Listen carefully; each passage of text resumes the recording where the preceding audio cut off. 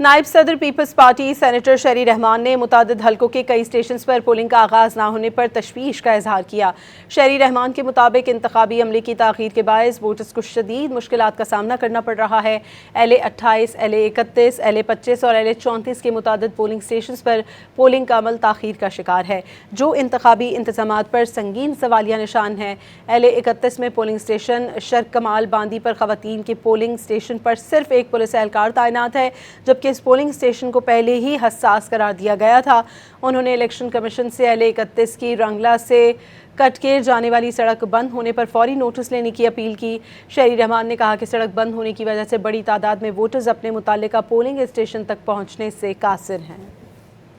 नायब सदर peoples party senator शहरी रहमान ने मुतादिद हलकों के कई स्टेशंस पर पोलिंग का आगाज़ ना होने पर तशवीश का इजहार किया।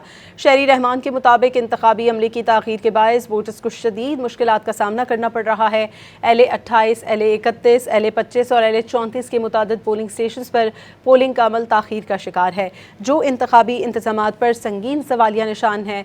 LA-31 में पोलिंग स्टेशन शर्क कमाल बांदी पर ख़वातीन के पोलिंग स्टेशन पर सिर्फ एक पुलिस एहलकार तैनात है, जबकि इस पोलिंग स्टेशन को पहले ही हसास करार दिया गया था।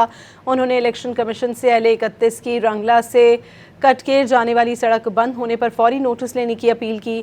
शहरी रहमान ने कहा कि सड़क बंद होने की वजह से बड़ी तादाद में वोटर्स अपने मुताल्लिका पोलिंग स्टेशन तक पहुंचने से कासिर हैं।